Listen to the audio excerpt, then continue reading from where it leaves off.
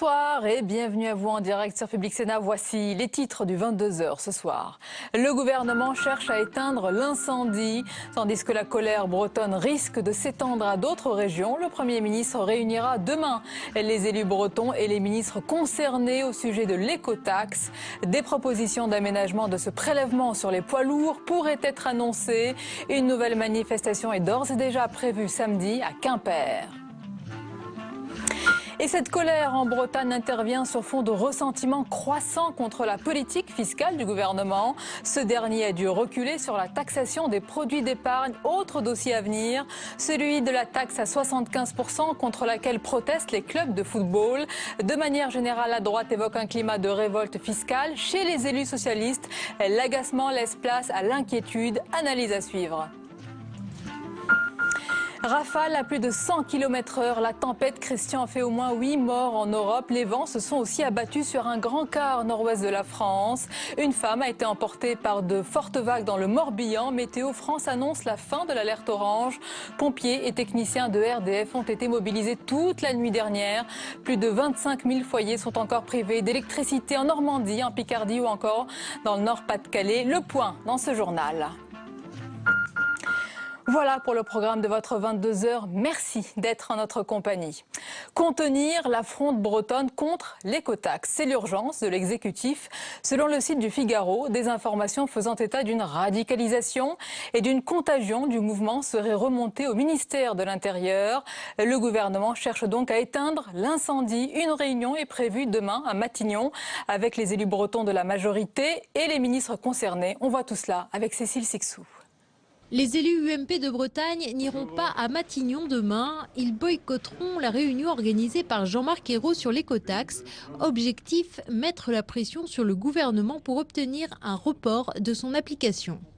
Si vraiment M. Ayrault a envie de dialoguer, il faut ouvrir les conditions de ce dialogue.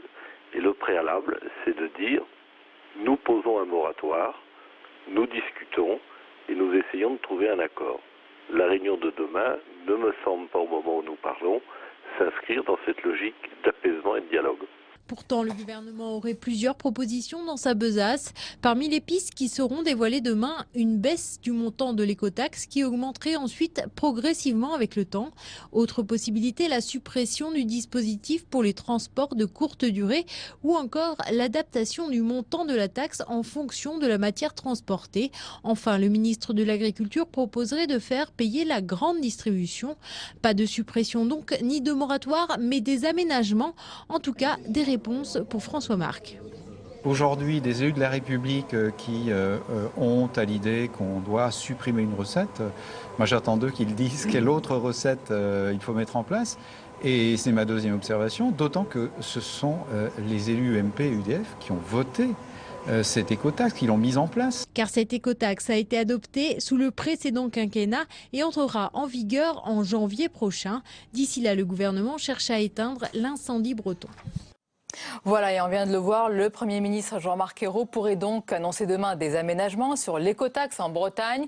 Et l'une des pistes serait l'augmentation de la détaxe de 50% déjà accordée à la région.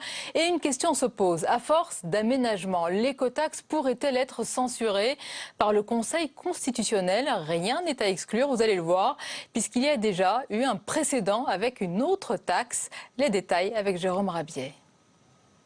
L'écotaxe pourrait-elle subir le même sort que la taxe carbone, censurée fin 2009 par le Conseil constitutionnel et depuis toujours pas appliquée? La question peut légitimement se poser. Rappelez-vous, le dispositif était censé taxer les entreprises polluantes. Le gouvernement Fillon avait exempté le transport de passagers, y compris aériens, les raffineries ou encore les centrales thermiques. Le Conseil constitutionnel avait jugé que trop d'exonérations constituaient une rupture caractérisée d'égalité devant les charges publiques. En clair, certaines entreprises étaient lésées par rapport à d'autres. Issue du même Grenelle de l'environnement, l'écotaxe pourrait elle aussi se voir censurée du fait des nombreuses exonérations promises par le gouvernement Ayrault. Si les sages de la rue de Montpensier ont validé le principe de la taxe, il pourrait être saisi dans un futur proche d'une question prioritaire de constitutionnalité. Ainsi, un producteur d'Auvergne pourrait se plaindre d'une différence de traitement par rapport à ses confrères bretons. Le dispositif aurait alors de bonnes chances de se voir retoqué, même aménagé. Le feuilleton de l'écotaxe est donc bien loin d'être terminé. Et cette colère en Bretagne intervient sur fond de ressentiment croissant contre la politique fiscale du gouvernement. Ce dernier a dû reculer sur la taxation des produits d'épargne et autre dossier à venir, celui de la taxe à 75% contre laquelle protestent les clubs de football. De manière générale, chez les élus socialistes, l'agacement laisse place à l'inquiétude. Certains réclament la stabilité fiscale promise par le gouvernement. La droite, quant à elle, évoque un climat de révolte fiscale et justement, les anciens ministres Bruno Le Maire et Valérie Pécresse souhaitent une règle d'or fiscale. Les explications avec Maxime Thuillet. Mettre fin à l'instabilité fiscale, c'est l'objectif affiché par Valérie Pécresse. Ce que je propose sur les impôts et ce que je demande sur les impôts, c'est de la confiance fiscale. Je propose une règle d'or où on dise qu'on ne change pas un impôt plus d'une fois tous les 5 ans. L'ancienne ministre du Budget déposera demain une proposition de loi constitutionnelle visant à mettre fin à cette instabilité de l'impôt. Principale mesure de ce dispositif, impossibilité de modifier un impôt sur une période de 5 ans minimum et interdiction de la rétroactivité de l'impôt. Des mesures pour fixer une continuité dans la politique fiscale, très souvent modifiée ces dernières années. Dans la restauration par exemple, depuis 2008, le taux de TVA a changé 2 fois et devrait encore évoluer en 2014. Avec cette proposition de loi, Valérie Pécresse souhaite lier les mains du pouvoir politique pour rétablir cette stabilité fiscale. Cette stabilité est, à ses yeux, indispensable pour rassurer le monde des affaires et encourager les entrepreneurs à investir. Et c'est parti pour plus d'une semaine de débat. 10 jours après son adoption ric-rac à l'Assemblée nationale, le projet de réforme des retraites est débattu à partir d'aujourd'hui au Sénat. Et la partie s'annonce difficile, pour ne pas dire perdue d'avance pour le gouvernement.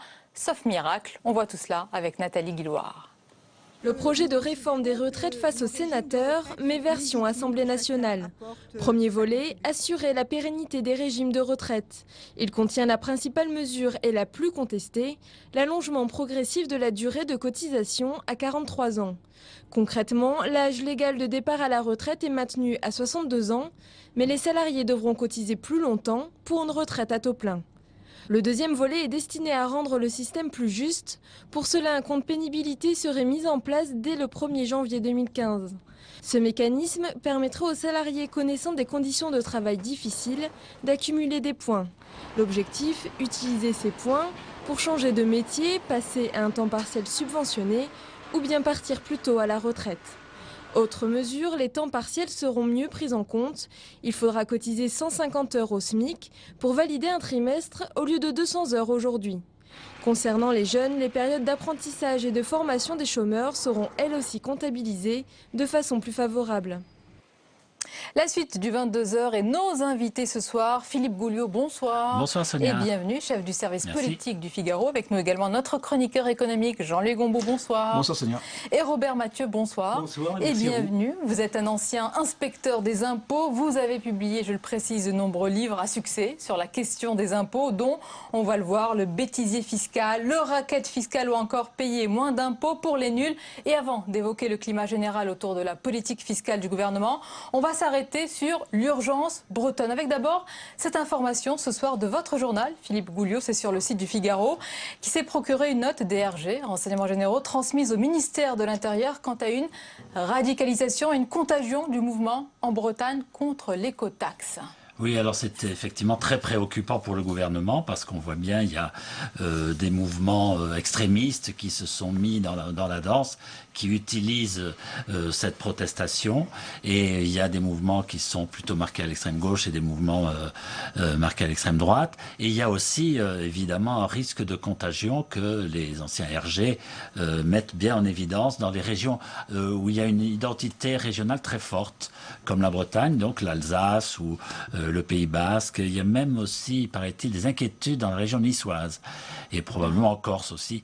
Donc voilà, c'est une situation explosive, on le voit bien, les manifestations ce week-end ont été violentes, et il y a une manifestation samedi prochain à Quimper qui est probablement pour le gouvernement une très grande inquiétude. Les bonnets rouges et leur symbolique anti-jacobine, en souvenir de la révolte des Bretons, c'était en 1675, contre une nouvelle taxe, sont attendus en nombre justement samedi prochain. Le cocktail risque d'être explosif.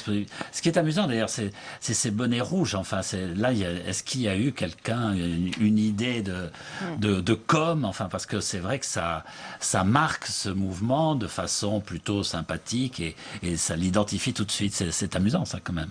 Et justement, Jean-Marc Ayrault réunit demain. Donc, il y a aussi urgence. Les élus bretons et ministres concernés, les élus donc de la majorité. On vient de le voir tout à l'heure dans le sujet de Cécile Cixous. Les élus de l'opposition boycottent ce rendez-vous. Jean-Luc Gombault, avec pour le moment une ligne pour cette écotaxe. Abandonner, non. Aménager, oui.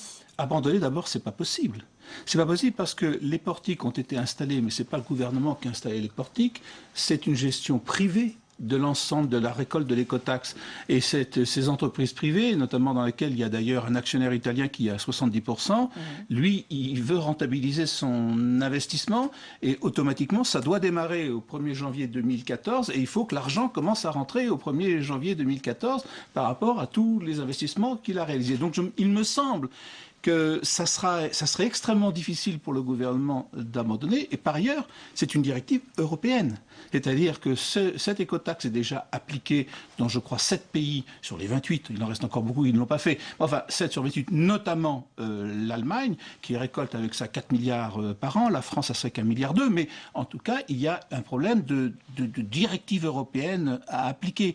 Et par ailleurs, on dit toujours c'est l'UMP qui a voté cette écotaxe. Oui, c'est vrai. Mais enfin, le Parti socialiste l'a voté également à l'époque. Donc c'est évidemment une taxe. Les parlementaires socialistes l'ont d'ailleurs reconnu. Hein, c'est ce que dit. Sauf si figurez-vous, alors les gens ne doivent rien y comprendre parce que les écologistes ont voté contre en estimant qu'il y avait trop d'exceptions, trop d'aménagements. Donc en fait, tous les gens sont.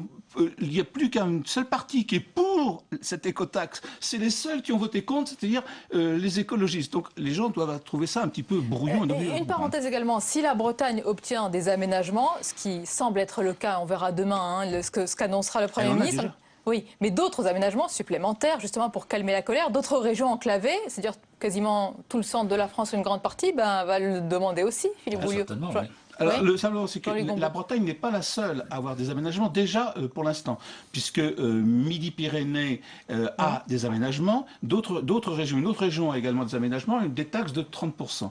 Les Bretons ont 40%, vous avez évoqué tout à l'heure le chiffre de 50%, et ça va poser un problème, parce qu'il y a un problème d'inégalité devant l'impôt. C'est-à-dire pourquoi certaines régions, alors on pourra toujours trouver des prétextes, et si la taxe carbone de Sarkozy a été retoquée, comme on l'a évoqué tout à l'heure, c'est à cause de l'inégalité devant l'impôt d'après le Conseil constitutionnel. Donc si on commence à faire des choses spéciales, les Bretons par exemple ne paieront pas l'écotaxe sur le transport du lait. Mais il n'y a pas que les Bretons qui font du lait et qui ont des problèmes aussi d'évacuation de leur production. Ils devront payer l'écotaxe. Donc les autres régions laitières peuvent dire, mais alors, pourquoi nous, on n'a pas... Il peut y avoir des problèmes en cascade si on touche trop, s'il y a trop d'aménagements. Robert Mathieu, est-ce que cette taxe, dont l'actuel gouvernement ne cesse de rappeler qu'il s'agit d'un héritage du précédent quinquennat, est-ce qu'elle mériterait d'être dans votre bêtisier fiscal? Tout à fait, tout à fait. Parce que dans le bêtisier fiscal, il y a 250 anecdotes depuis 2000 ans, de Jésus-Christ à Depardieu, et toute taxe qui est un peu discriminatoire, qui pose problème, mérite d'être dans un bêtisier fiscal, bien sûr. Et celle-ci, justement, peut entraîner, selon vous, des inégalités de régir? Ça peut entraîner, comme vous venez très justement de l'exposer, des inégalités, et pour moi, l'impôt, au lieu de diviser, l'impôt doit unir. Vous avez des gens qui cotisent à l'ISF, d'autres non. Des gens qui payent l'impôt sur le revenu, non. Donc, et il y a beaucoup d'autres divisions, malheureusement, dont souffre le pays. Et pour moi, l'impôt est un ciment de cohésion sociale. Et il faut vraiment, on peut trouver la façon d'unir toutes les divisions qu'il y a dans le pays grâce à l'impôt. Alors pour l'instant, on ne l'a pas trouvé, c'est même un petit peu le contraire. Philippe Gouillot, la droite, c'est son rôle dans l'opposition, évoque un parfum de révolte fiscale. Sur le terrain, les préfets font remonter des notes à l'exécutif d'un véritable ressentiment grandissant et d'une incompréhension contre la politique fiscale. Qu'est-ce qui est en train de se produire? Est-ce qu'on a atteint un seuil limite d'acceptation?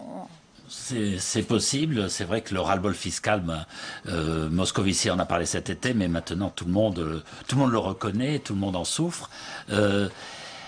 Ce qui doit manquer, je pense, c'est un cap, c'est une ligne. C'est-à-dire que on peut toujours augmenter les impôts, mais au fond, pourquoi faire? Et puis aussi, il y a dans la méthode du gouvernement une façon de faire qui est quand même très curieuse et qui ne favorise pas l'acceptation de l'impôt. C'est-à-dire qu'on annonce quelque chose et on revient en arrière. On lance des idées et puis on les abandonne. Alors qu'il faudrait que finalement on lance ces idées très en amont, qu'on en discute, que tout le monde parle, que tout le monde s'exprime, et qu'une fois que les choses sont adoptées, ben voilà. C'est ce que vous dites d'ailleurs. Là, il y a Robert une Mathieu, espèce de vertige, quoi. Ça tourne dans tous les sens et on n'y comprend plus rien. C'est ce que vous dites dans vos livres, dans votre livre. Vous dites qu'il faut une vision, un cap, et dans ce cas-là, on adhère. On manque, si vous voulez, le problème, c'est le consentement à l'impôt. C'est pas tellement le taux de pression fiscale. Au Danemark, il y a un taux énorme et les gens sont heureux. C'est le consentement à l'impôt. Et dans notre pays, pour le moment, c'est l'absence de consentement. Pourquoi? Deux causes, l'injustice fiscale, l'exil fiscal, la fraude fiscale, peut-être les scandales, et aussi, nous avons une société en déliquescence. Je paye, mais où est la santé? Où est la sécurité? Où est la scolarité?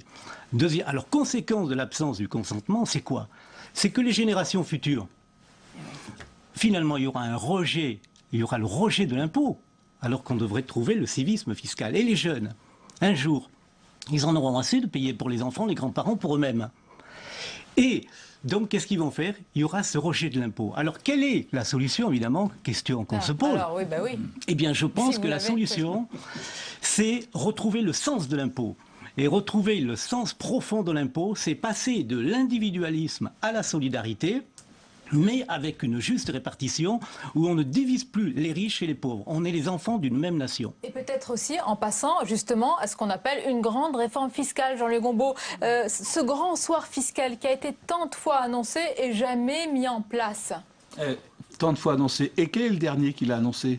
C'est François Hollande dans sa campagne électorale. Donc, effectivement, parce que, bon, je comprends tout à fait votre propos. Le problème, c'est qu'on a un niveau de dépenses publiques. Il faut trouver de l'argent de toute façon, comme dans tout État qui était dans une crise financière. Il faut trouver. Et donc, si on fait une réforme fiscale, il y aura des perdants. Automatiquement, il y a des perdants. Et on l'a bien vu quand on a laissé lancer la grande réforme fiscale des collectivités locales. Ça a été des hurlements partout. Donc, c'est ça que craint le pouvoir. C'est-à-dire, il est obligé de raisonner par petites touches.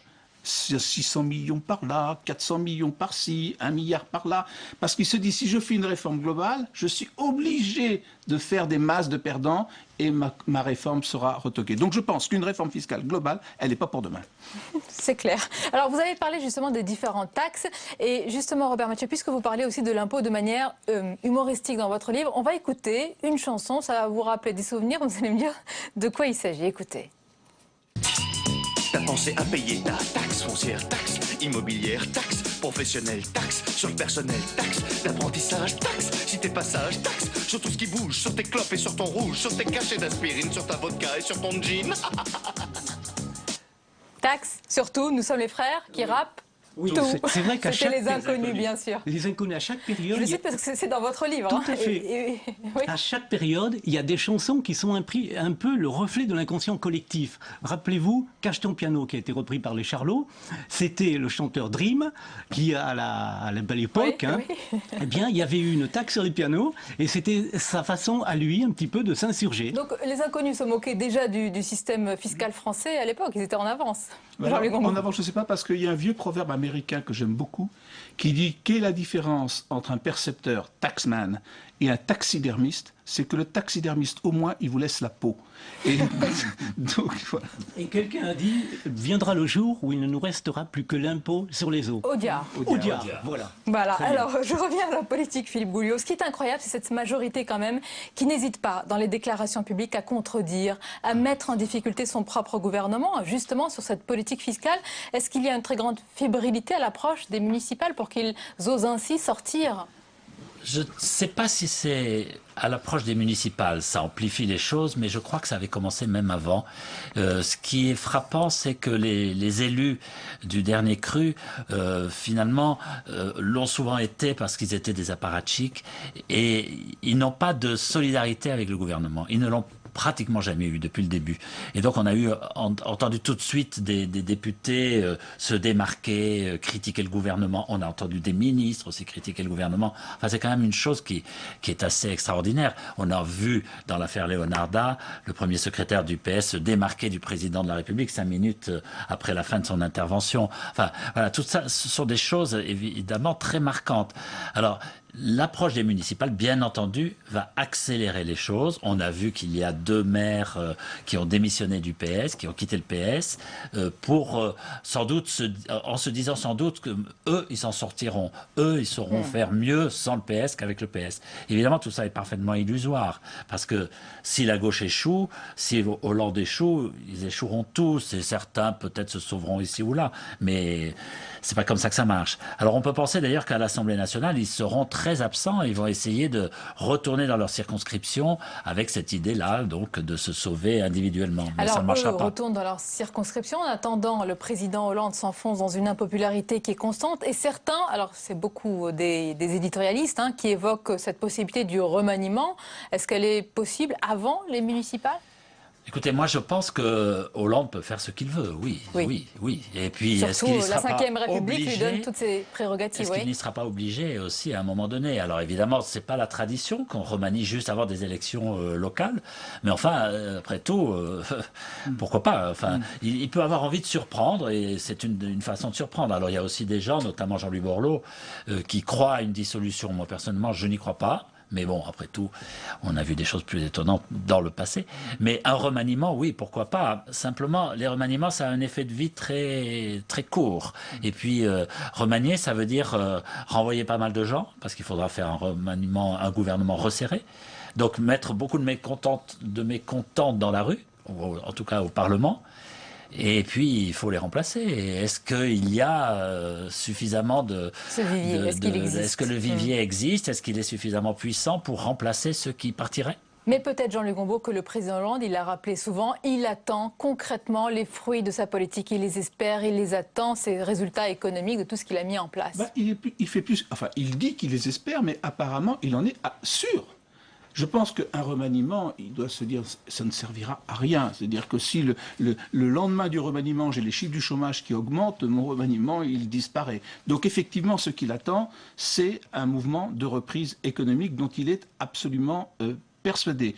Une baisse du chômage dont il est absolument persuadé, il n'arrête pas. Et il prend de plus en plus de risques. C'est ça qui me surprend beaucoup dans sa stratégie. C'est-à-dire qu'il est engagé dans une course-poursuite, et pour pas que l'automobile, c'est-à-dire l'opinion publique qui est derrière lui et qui le presse, ne le dépasse, il est obligé de prendre des risques, et il risque de tomber dans le ravin en prenant ses engagements permanents, répétés, qui sont très précis. Ce n'est pas des engagements « demain vous serez plus heureux ». Non, ce sont des engagements très précis sur des indicateurs économiques très importants dont on parle tous les jours pratiquement, et dont les gens se disent « mais alors qu'est-ce que vous nous racontez? Vous nous avez menti. Non seulement vous ne tenez pas les engagements que vous avez pris, mais en plus les paris que vous avez pris ne sont pas remplis ».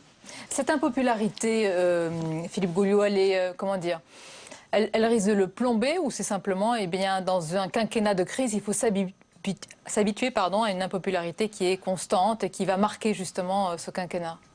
Je ne sais pas si elle marquera le quinquennat. Enfin, cela dit, je ne sais pas comment on en sort de cette impopularité record. Tous les présidents ont eu des moments où ça allait très mal. Mais là, c'est durable, c'est rapide. Et puis, c'est très bas, quoi. Donc, je ne vois pas très bien comment il peut rebondir. Il faut vraiment qu'il ait quelque chose. L'avantage d'un remaniement, effectivement, ça a une durée de vie très courte, comme on le disait, mais ça peut donner un signal aux ministres qui seront nommés. Moi, j'ai su virer les récalcitrants. Donc maintenant, silence dans les rangs. Ça peut avoir cet avantage-là. Mais puis peut-être, il n'est pas exclu de rêver, professionnaliser le gouvernement. À la colère bretonne et surtout à sa politique fiscale. Robert Mathieu, pour finir sur l'impôt, vous dites l'impôt, c'est pas drôle, mais alors pas du tout, ça on le savait. Qu'est-ce qui peut pousser un ancien inspecteur central des impôts à écrire tant de livres sur les impôts si c'est pas drôle? Il y a 3 raisons. Moi, premièrement, accordons-nous au moins une pause fiscale, parce que le rire n'est pas encore imposable. Peut-être qu'il le deviendra un jour. Et puis aussi, derrière l'humour, on peut trouver un sens de l'impôt et la justice fiscale. Donc c'est un livre de réflexion via l'humour. Vous avez écrit le bêtisier fiscal, vous avez écrit le racket fiscal, vous avez écrit payer, je crois, moins d'impôts pour les nuls. Il y a un autre opus qui va sortir. Tout à fait, il y en a un autre. On peut avoir le titre? Chacun est différent parce que mon but, c'est de réconcilier le français avec l'impôt, si tant est que ça soit possible. Ah oui, c'est pas le titre, ça. Quel est le titre du livre à venir? Vous l'avez? Le titre, non, on l'a toujours très bien, à la fin. Très Mais bien. j'ai mon idée un petit peu du thème. C'est sur la philosophie de l'impôt? C'est plus populaire. Dites-nous alors un petit peu. De quoi s'agit-il? Et disons, il y aura pas mal d'exil fiscal. Il sera question, beaucoup d'exil fiscal, entre autres. Une étude... Oui, Jean-Luc Pour Gombault. réconcilier les Français avec l'impôt, il faut que les Français aient l'impression d'en avoir pour leur argent. Oui. Et le problème est majeur, c'est qu'aujourd'hui on dit qu'il faut baisser la dépense publique. Mais si on baisse la dépense publique, il faut baisser l'impôt, parce que les gens vont dire que je paye autant d'impôts pour moins de retour. Exactement. Donc le mécontentement anti-impôt va grossir si on se contente de baisser la dépense publique. Et si on baisse la dépense publique et en même temps on baisse le prélèvement fiscal, on ne résout pas le déficit. Non. Donc en fait, quand on est dans une situation complexe... La conclusion, oui, Philippe Gouillot. S'il s'agit de réconcilier les Français avec l'impôt, moi j'ai une idée de titre, Mission Impossible. C'est pas mal. C'est pas mal, peut-être. Attention au droit d'auteur. Hein. J'ai noté, oui. ça a été dit ce soir dans le 22h. Merci d'avoir été nos invités, messieurs. La dernière page du 22h à présent, avec tout ce qui vous a échappé dans le reste de l'actualité. Regardez, c'est le tour de l'info de Camilla Campuzano. Des rafales de vent de plus de 100 km/h, la tempête Christian a fait plusieurs victimes dans le nord de l'Europe. En France, une femme de 47 ans. Elle a été emportée par la force des vagues à Belle-Île. La tempête a frappé 12 départements avec de nombreux dégâts. 75 000 foyers privés d'électricité, des routes bloquées, l'Eurostar paralysé. Le calme revient peu à peu. La vigilance orange est maintenant levée. Les oreilles baladeuses de la NSA continuent de faire parler d'elle.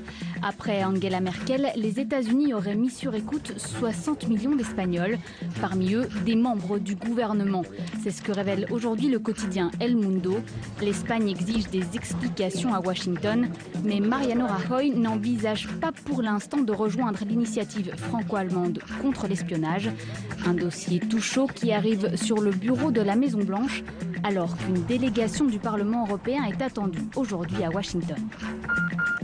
Tadeusz Mazowiecki est mort à l'âge de 86 ans. Il a marqué l'histoire de la Pologne. Il est le premier chef de gouvernement après la chute de l'Union soviétique. Il remporte les élections en 1989 avec l'opposition rassemblée autour du syndicat Solidarnosc. Il a transformé l'économie et la politique polonaise. C'est lui qui est à l'origine de la chute du régime communiste dans le pays. Un rapprochement entre la Géorgie et la Russie, un scénario qui semble se dessiner. Un scénario impossible il y a 5 ans après la guerre russo-géorgienne. Le nouveau président élu hier veut des relations apaisées avec Moscou. Il serait plus discret et moins tourné vers l'Occident que son prédécesseur. Après la tempête Christian, c'est le Parti socialiste qui serait en pleine tempête. Sur Agorabox, Na illustre les divisions internes du PS, des divisions autour des réformes fiscales.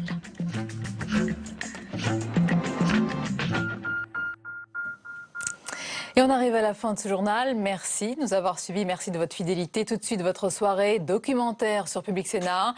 Et on clôt ce 22h en musique avec la légende du rock américain. Hommage, bien sûr, à Lou Reed, Take Walk on the White Side. À demain, avec plaisir. Hitchhiked away across USA. Plucked her eyebrows on the way. Shaved her legs and then he was a she. She says, hey, babe. Take a walk on the wild side.